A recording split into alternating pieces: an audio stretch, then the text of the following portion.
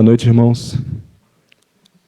Para mim é uma alegria muito grande estar aqui com os irmãos hoje, essa noite. E é uma responsabilidade também muito grande, né? Ainda mais com a oração do irmão, né? Trazendo a Mariana aqui para frente, né? Então tem que falar aquilo que glorifica o Senhor de fato, né? Uma responsabilidade ainda maior. Vamos ter só mais um momento de oração para esse momento? Senhor, nós somos realmente gratos a Ti, Pai, porque a palavra que tem, Pai, não é uma palavra vinda de mim mesmo, Pai, não é algo que eu planejo, Pai, mas é uma palavra que é deixada pelo Senhor, Pai. E te peço, Pai, para que seja o Senhor que fale aqui, Pai. Que o Senhor me livre, Pai, de trazer aqui os meus achismos, Pai, trazer aqui os meus pensamentos, Pai, mas que o Teu Santo Espírito fale aqui com cada um de nós, Pai. E pedimos isso no nome do Senhor Jesus. Irmãos, eu, quando estava planejando vir, já comecei a pensar em algumas coisas, né, até por essas minhas últimas vindas aqui em Patos, já desde setembro eu vim todos os meses aqui, em setembro eu vim com meus pais, né, no casamento do Levi, e a partir de outubro comecei a vir sozinho, e alguns pontos vieram à minha mente, né, com relação a isso. Algumas coisas eu fiquei refletindo, né, sobre como tem sido a minha vinda, como tem sido os momentos aqui com os irmãos. E algo que me chamou muito a atenção tem sido os momentos que eu tenho tido com os irmãos.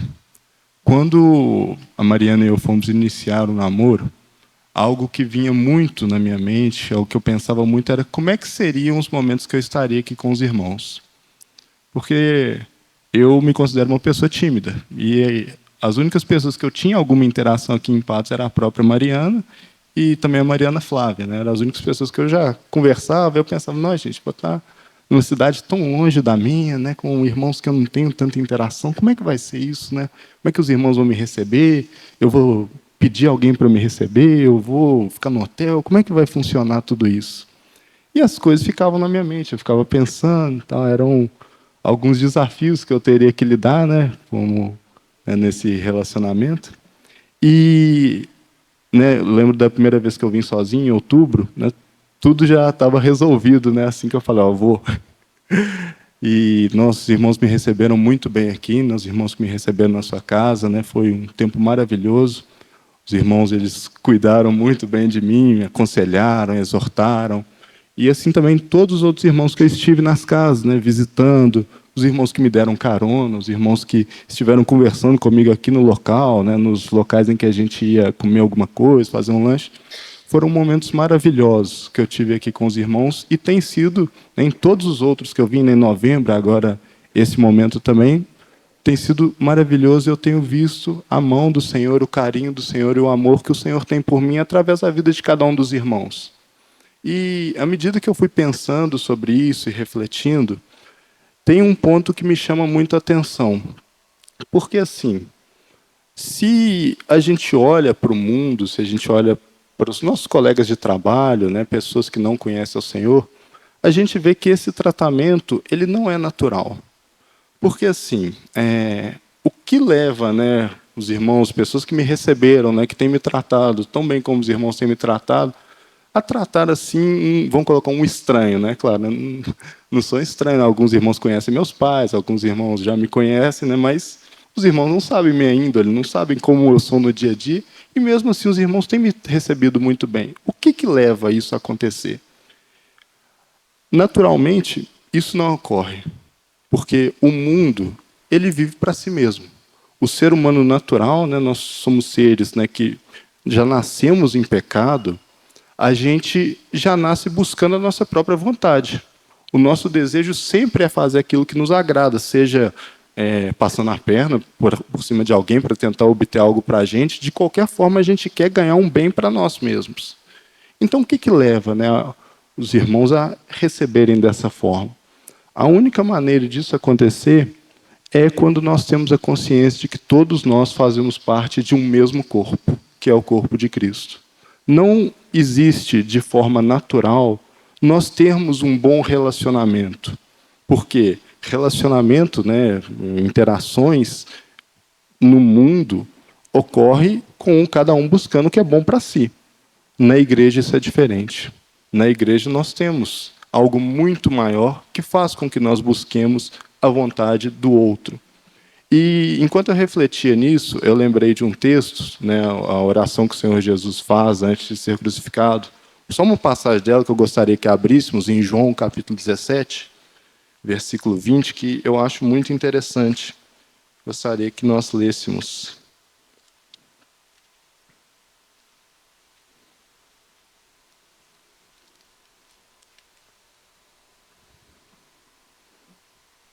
Em João capítulo 17, versículo 20, diz assim: Eu não rogo somente por estes, mas também por aqueles que pela sua palavra hão de crer em mim, para que todos sejam um, como tu, ó Pai, o és em mim e eu em ti, que eles também sejam um em nós, para que o mundo creia que tu me enviaste. Eu acho esse trecho da oração do Nosso Senhor muito bonito, né? Todo esse momento ali que o Senhor tem ali com seus discípulos e a sua oração, maravilhoso. Mas esse trecho, nesses 2 versículos que nós temos, eu acho eles muito lindos porque aqui o Senhor ele está falando diretamente sobre nós. Né? Ele fala ali para o Pai que ele não roga somente por aqueles, mas também por aqueles que haviam de crer no Senhor. Ou seja, nós, né, hoje, né, e todos aqueles que ainda vão crer, aqueles que já creram. É uma oração direta sobre nós. E mais um ponto interessante dela é o objetivo do Senhor Jesus nessa oração.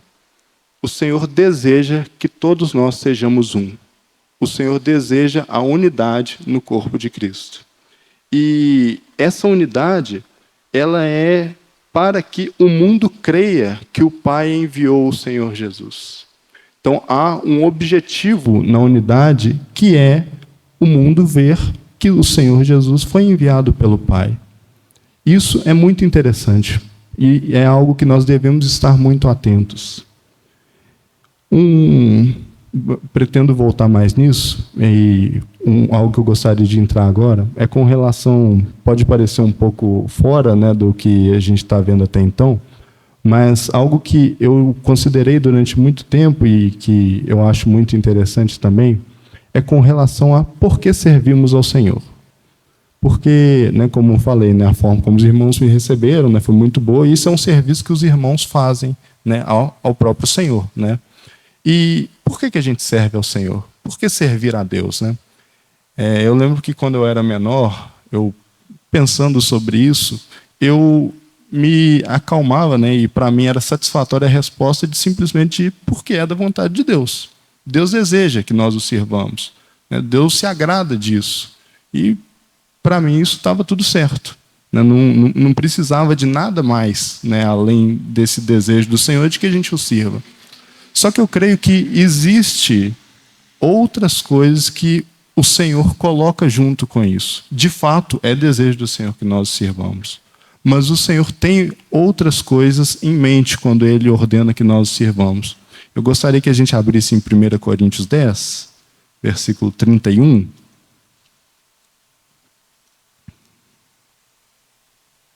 Primeira Coríntios 10, versículo 31. Esse versículo diz assim: Portanto, quer comais, quer bebais, ou façais outra coisa qualquer, fazei tudo para a glória de Deus. Então, o nosso objetivo no serviço ao Senhor é glorificar a Deus. Todas as coisas que Deus fez é com o objetivo de que Ele seja glorificado. A criação desse mundo, o tratar ali com Israel, conduzir Israel, depois enviar o próprio Filho para morrer no nosso lugar, né? A igreja, tudo, o foco do Senhor é a sua própria glória. E o nosso viver tem que ser buscando isso também. O ser humano existe para glorificar a Deus. Não há nenhuma outra razão na nossa existência. Então, quando a gente começa a pensar sobre isso e crer, né, que a gente existe para a glória de Deus, pode ser que venha à nossa mente um pensamento de que Deus possa ser um Deus egoísta. Afinal, a gente pensa, mas né, por que Deus quer ser glorificado? Né? Por que Deus não quer que eu faça a minha vontade? Né? Deus, por acaso, seria um Deus mau, que não quer que eu seja feliz, que eu busque minha própria alegria? Irmãos, obviamente não é isso, né? Mas esse pensamento ele pode nos ocorrer, e eu vejo que o mundo pensa muito isso. O mundo nega a existência de Deus para viver segundo a própria vontade, para buscar aquilo que o agrada, e negando a existência de Deus, eles têm uma consciência mais tranquila com relação a viver para a própria vontade. E isso pode vir para a gente também, né? A gente pensando nisso, e às vezes a gente está frustrado com relação ao serviço, né? Nós não somos reconhecidos, nós não vemos as coisas, e a gente quer viver para a nossa própria vontade. E a gente pode acabar vivendo conforme o mundo vive. E isso, irmãos, tem que estar fora da nossa cogitação. Porque o viver conforme a palavra, né, se nós cremos na palavra do Senhor como instrumento do Senhor e aquilo que o Senhor deixou para nós, tem que ser buscando glorificar a Deus. Né? Apesar de todas as situações que nos cercam, apesar de todas as dificuldades, né, que nós temos, né, seja na Assembleia, seja no nosso dia a dia, o nosso viver tem que ser buscando a glória de Deus. E a gente tem um pequeno problema nessa busca da glória de Deus. Porque o ser humano, ele busca prazer. Todos os seres humanos vivem buscando prazer. A gente já nasce, né, desde o bebê até o idoso, a busca contínua é pelo prazer, é pela sua própria vontade, né, como a gente já falou ali no começo. Então, tendo esse viver, buscando o próprio prazer, nós temos um problema. Porque ali a gente vê até no Salmo 51, né, que é aquele salmo que Davi escreve, né, após ele reconhecer o pecado que ele tinha cometido ali com Batseba, a gente vê que nós fomos concebidos em pecado. Né? Davi diz que em pecado concebeu minha mãe. Então, se nós já nascemos em pecado e nós temos esse pecado conosco e vivemos buscando prazer, existe uma distorção dentro de nós que faz com que busquemos o pecado, busquemos o prazer do pecado. Então, tendo essa busca do prazer no pecado, a gente foge da vontade do Senhor. E como nosso objetivo é glorificar a Deus, há um problema. Porque parece que a gente não vai conseguir viver isso. A gente olha, né, para a vida de outros irmãos, né, figuras do passado. Né, eu gosto muito de Paulo, por exemplo. Né, e a gente vê que a vida de Paulo foi uma vida de muito sofrimento. Paulo, se a gente olha, né, a vida dele, ele era, né, antes da sua conversão, né, quando ele ainda era chamado de Saulo, né, a gente vê ali o seu viver, ele era extremamente respeitado. Né? Ele mesmo escreve sobre, né, sua vida, fala que, segundo a lei, ele era irrepreensível, né, que, né, ele cedia em muitos ali da idade dele, ele era fariseu, né, ele perseguia a igreja. Então, assim, Paulo, ele devia ter ali um grande reconhecimento, ele foi criado aos pés de Gamaliel, ele devia ter um nome, devia ter um reconhecimento ali entre os judeus. E a gente vê que, em um momento da vida, né, quando o Senhor abre os olhos dele, ele reconhece que ele estava perseguindo a Jesus, né, quando os olhos dele eles são abertos, ele vê que tudo aquilo que ele tinha, todo aquele bom nome, não fazia sentido nenhum. Mas aí a gente vê, né, ele ainda falando da sua vida ali em 2 Coríntios, a gente vê que ele passa por muitos sofrimentos, muitas tribulações. Né, ele sofre naufrágio, né, ele sofre os 40 açoites menos um ali dos judeus algumas vezes, ele sofre perigos de mares, perigos de salteadores, e a gente vê uma vida de sofrimento. E a gente pode até pensar, nossa, gente, mas então, né, como é isso? Né, a gente, né, o ser humano nasce para o prazer, mas aí a gente tem essa vida de dificuldade, de lutas e etc. Né, eu acho que eu não vou querer, né, essa vida. Né, essa vida é muito complicada. E isso é algo que um salmo, né, que eu gosto muito, estava até conversando hoje com minha irmã sobre ele. Eu gostaria até que os irmãos abrissem para nós lermos alguns trechos dele. O Salmo 73 diz muito, e ele fala muito ao meu coração sobre isso. Porque quando a gente olha para a vida das pessoas do mundo, a gente vê o dia a dia dos incrédulos, as coisas parecem que são muito boas para ele, como é dito aqui. Vamos ler aqui o Salmo 73, a partir do versículo 1. Que diz assim: verdadeiramente bom é Deus para com Israel, para com os limpos de coração. Quanto a mim, os meus pés quase se desviaram. Pouco faltou para que escorregassem os meus passos. Pois eu tive inveja dos soberbos ao ver a prosperidade dos ímpios. Não há apertos na sua morte. O seu corpo é forte e sadio. São livres das tribulações dos mortais. Não são afligidos pelos males humanos. Portanto, a soberba lhes serve de colar.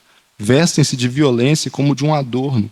Os olhos deles estão inchados de gordura. Não tem limite às imaginações do seu coração. Zombam e falam com malícia.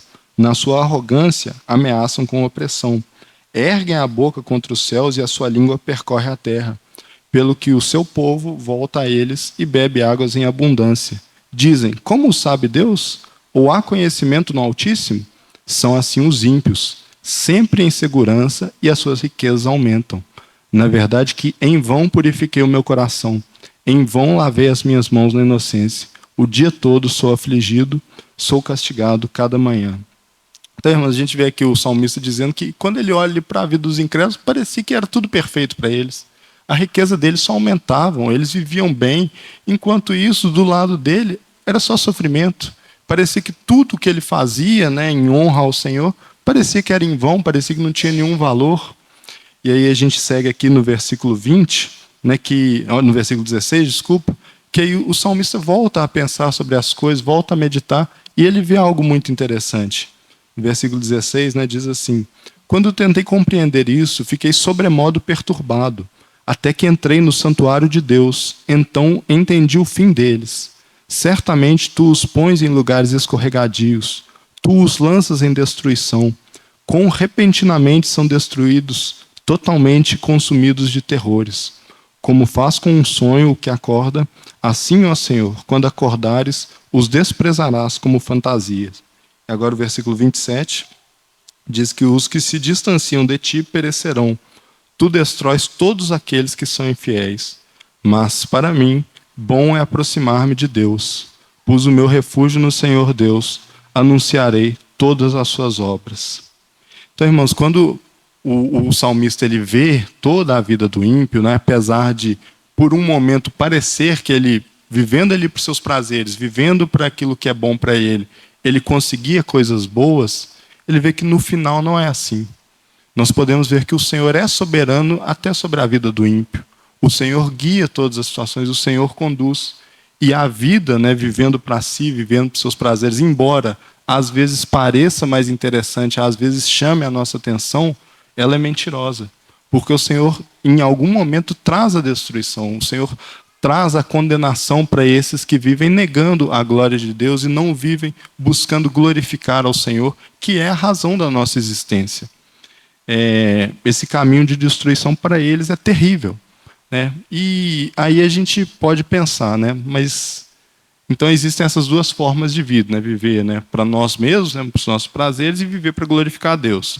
A gente acaba de ver que essa vida para os próprios prazeres leva a um caminho de destruição. Então, né, não vamos escolher essa forma de vida, né? Só que a gente também estava vendo, né? Paulo passou por sofrimento, passou por várias tribulações. E aí, né, como é que a gente faz? A gente vai ter que viver nessa vida de dor, de sofrimento mesmo? É isso que o Senhor deseja? E houve um ponto que eu negligenciei na minha vida durante muito tempo. Né? Como eu falei antes, né, eu pensava que a nossa vida ela tem que ser uma vida de serviço a Deus simplesmente porque Deus quer, né? E é uma razão. Mas durante toda a Bíblia a gente também vê outra coisa sendo dita. Um desejo que o Senhor tem que nós tenhamos enquanto nós servimos. Vamos voltar em alguns salmos. Vamos ali para o Salmo 16, versículo 11. Um versículo que eu gosto muito aqui em Salmos, capítulo 16, versículo 11, que diz assim: Tu me farás ver a vereda da vida. Na tua presença me encherás de alegria, com delícias perpétuas à tua direita. Irmãos, eu acho esse versículo muito interessante, e a gente ainda vai ver alguns outros pontos sobre isso, porque não só aqui, mas em muitos lugares na Bíblia, a gente vê que o Senhor tem um grande desejo pela nossa alegria, pelo nosso prazer. Eu lembro que quando eu estive aqui em outubro, né, o irmão que compartilhou foi, não me engano, era o Estevão, e ele mencionou um livro que foi um livro assim que abriu muito meus olhos para essas questões do prazer no Senhor, que é o livro Em Busca de Deus, do irmão John Piper. E a partir, né, da leitura desse livro, vendo as referências que o irmão trazia, eu comecei a entender que a nossa alegria, o nosso prazer é algo que o Senhor deseja, que o Senhor almeja, enquanto nós o servimos. O Piper ele até fala que o nosso problema, né, o problema do ser humano, não é que a gente deseja o prazer. O nosso problema é que a gente se contenta com muito pouco. O Senhor ele nos chama para algo muito maior do que esse mundo nos oferece. E a gente muitas vezes se contenta com aquilo que o mundo já nos oferece. A gente se contenta com o pecado. A gente acha que isso está muito bom, sendo que o Senhor está nos chamando para algo muito maior. Até nesse livro também o irmão cita o irmão C.S. Lewis, né, que ele tem uma frase, né, que ele fala que muitas vezes nós somos como crianças, né, brincando ali, fazendo lama no barro em um cortiço, enquanto nós estamos sendo chamados para passar férias na praia. Então, a gente se contenta com coisas muito pequenas, com coisas que não são capazes de preencher, né, a nossa alegria, coisas que não são capazes de nos trazer um verdadeiro prazer.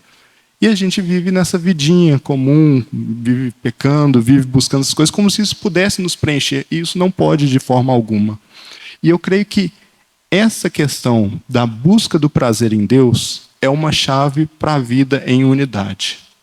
Porque, irmãos, quando a gente compreende que é Deus que deseja o nosso prazer e Ele é capaz de nos dar prazer, né? Que Ele tem as delícias perpétuas, que na presença dEle há plenitude de alegrias e Ele deseja a unidade, nós devemos almejar isso.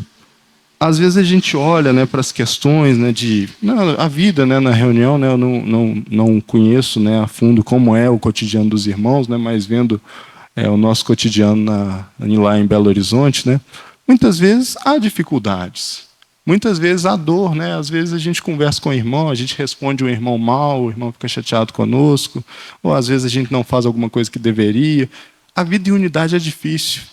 Tá? Isso é muito fácil da gente ver na nossa casa, com nossos familiares, né? Muitas vezes, né, eu ali com meus pais, com minhas irmãs, às vezes posso tratá-los mal, às vezes acontece alguma coisa com eles, o dia é difícil. O viver como um, isso é muito difícil. Isso só é possível se nós entendermos que devemos buscar a nossa alegria no Senhor e que o Senhor almeja essa unidade em nós. Então, a gente tem alguns exemplos na Bíblia de pessoas que viveram essa vida buscando o prazer em Deus. A gente tem Paulo, por exemplo, né, a gente citou ele no começo, que ele viveu uma vida de sofrimento, ele passou por muitas dificuldades, mas ele diz também em Coríntios, né, que podia estar entristecido, mas sempre alegre. Né? Paulo ele tinha essa alegria no Senhor. Ele sabia que tudo aquilo que ele passava, ele tinha em mente que aquilo traria glórias para o nosso Senhor. A gente tem também um outro texto aí que eu gostaria que lêssemos, né, lá em Hebreus. Tem mais dois exemplos que são muito interessantes para nós. Primeiro em Hebreus 11, versículo 24.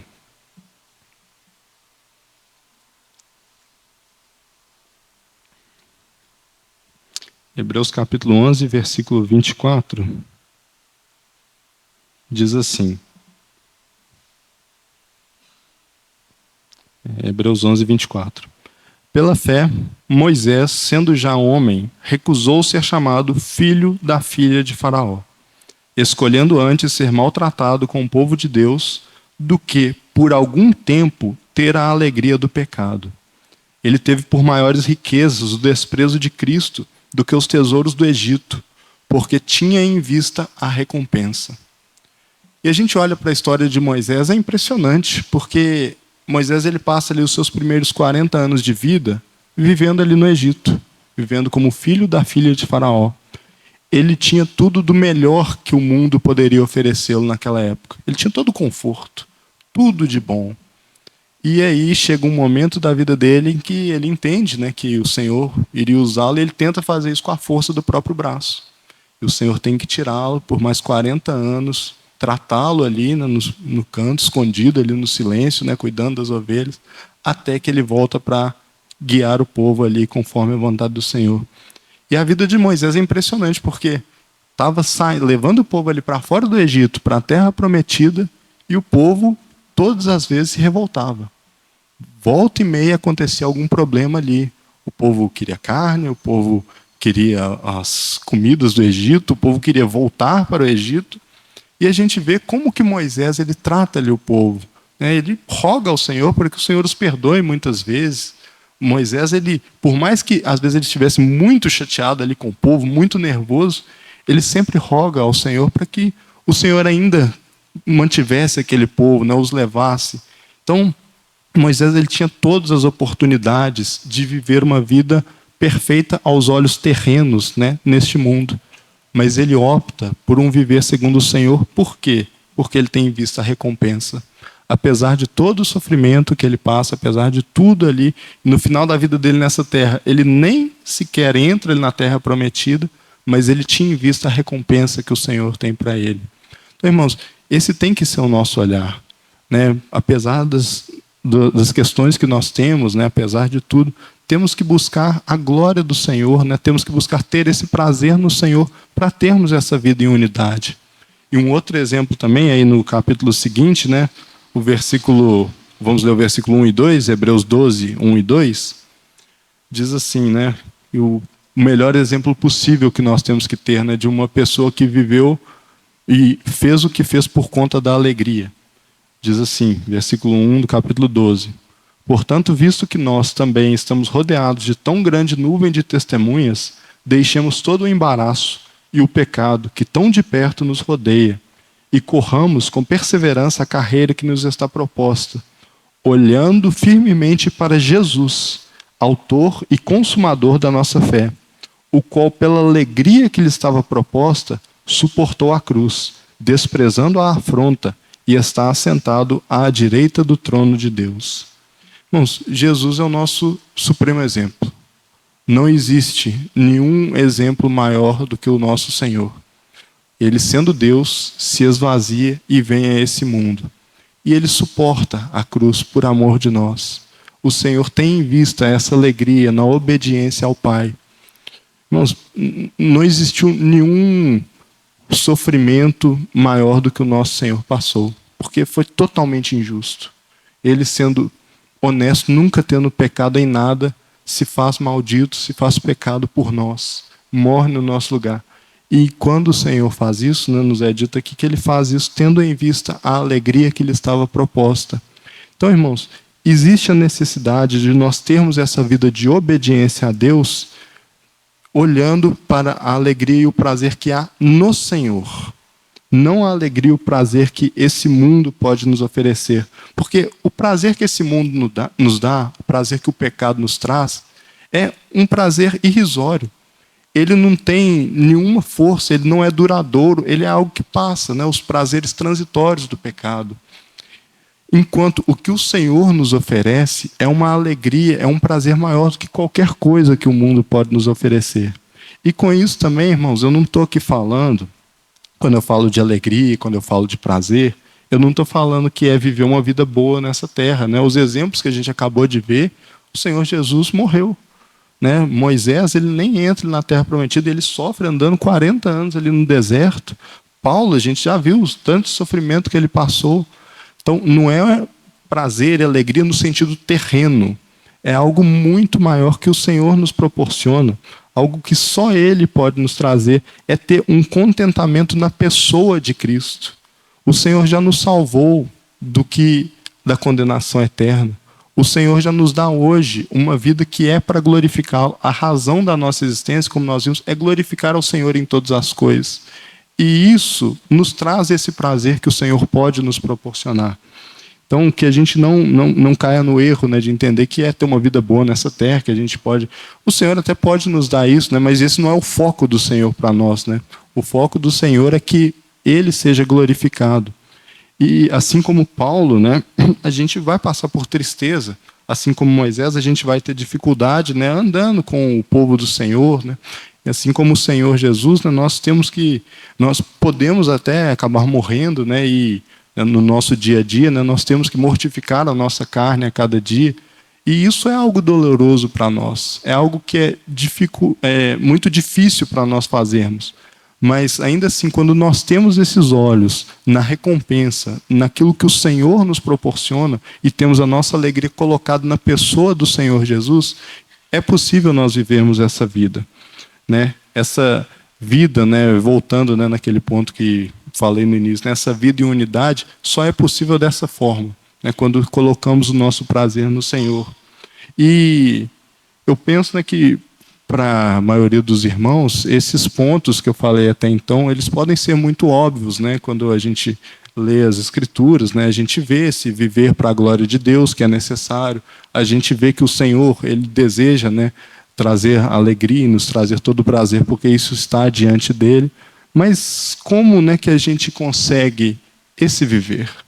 Porque isso é muito difícil, né? Porque no dia a dia, né, quando a gente está no correr da nossa semana, no nosso trabalho, com nossos familiares, a gente ainda peca muitas vezes, né? E a gente sempre vai pecar, né, enquanto nós estivermos nesse corpo, né? João diz ali na sua carta, né, que aquele que diz que não tem pecado é mentiroso, né? Então, o pecado sempre vai existir, mas como que a gente consegue buscar viver uma vida, né, mais conforme a vontade do Senhor, entendendo mesmo de fato que o nosso prazer está nele e tentando ter essa vida?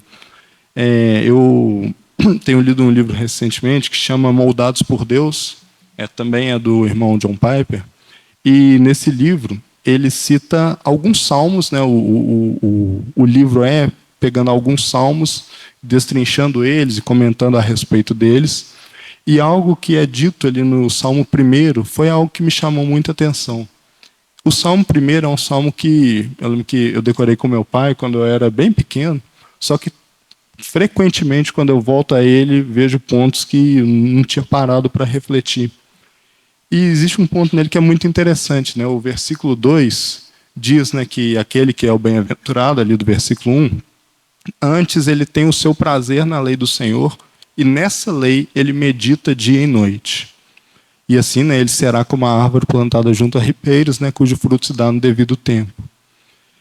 Então, até algo que o irmão Piper usa lá,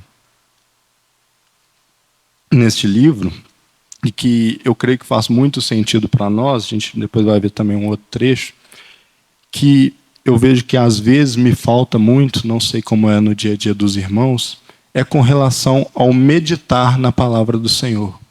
Porque, como eu falei, né, eu creio que muitas dessas coisas, né, que nós temos visto aqui, né, que têm sido falados, a grande maioria dos irmãos, todos os irmãos já conhecem, já sabem isso, né? Mas às vezes é muito difícil a gente pôr isso em prática. E eu creio que a falta de prática nossa muitas vezes é porque a gente não medita nessas coisas. A gente não para refletir sobre a palavra do Senhor, sobre o que o Senhor nos escreveu. A gente vê o salmista, né, nesse capítulo 1 de Salmos, é algo muito importante. E a gente vê isso em vários outros locais. A gente tem também, gostaria que abríssemos em Filipenses 4, capítulo 1, versículos, é um trecho extremamente famoso, né, que nós temos ali, Filipenses 4:8. Os irmãos nem precisam abrir se não quiserem, só ler aqui, que diz que quanto ao mais, irmãos, tudo que é verdadeiro, tudo que é honesto, tudo que é justo, tudo que é puro, tudo que é amável, tudo que é de boa fama, se há alguma virtude e se há algum louvor, nisso pensai. O que aprendestes e recebestes e ouvistes de mim e em mim vistes, isso fazei, e o Deus da paz será convosco. Irmãos, esse trecho nos mostra que as coisas que devem estar ocupando a nossa mente.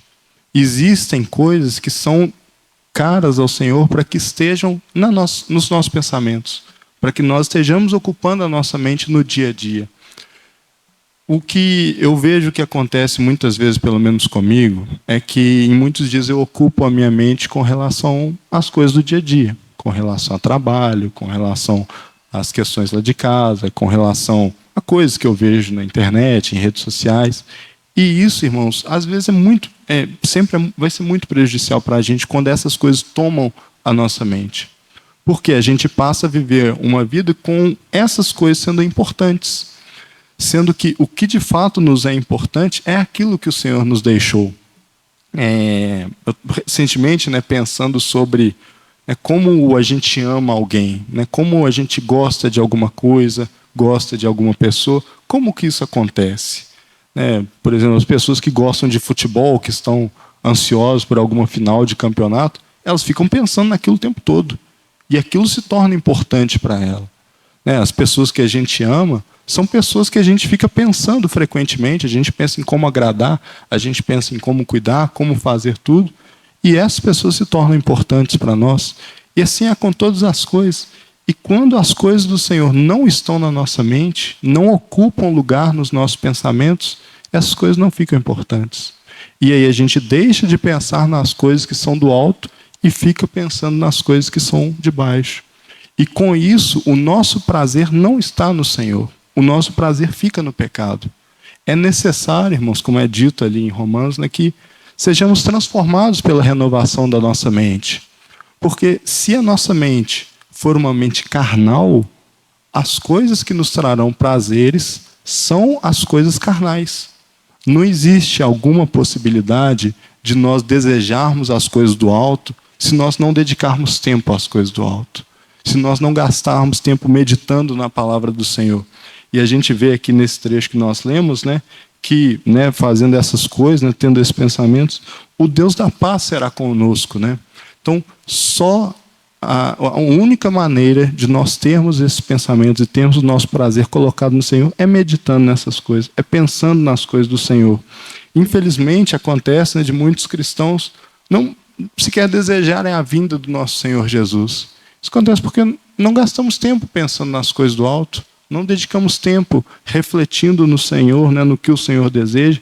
E se a gente não ocupar a nossa mente com essas coisas que são do alto, a gente vai ocupar com essas coisas que são de baixo, a gente vai pensar, vai estar mais ansioso para o lançamento de um filme, para o lançamento de uma música, para comprar coisas, do que para o que de fato importa.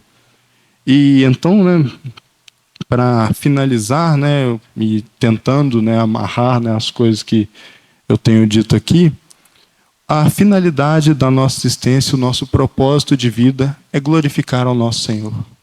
Nós nascemos para isso. A nossa existência é para a glória do nosso Senhor. Não existe outra coisa que nós fomos chamados para fazer. Só que, como nós vivemos, nascemos buscando prazer, quando a nossa mente está colocada em coisas que não são da vontade do Senhor, a nossa vida vai ser um caminho tortuoso, um caminho de pecado, porque a gente vai estar buscando prazeres em coisas que não agradam ao Senhor.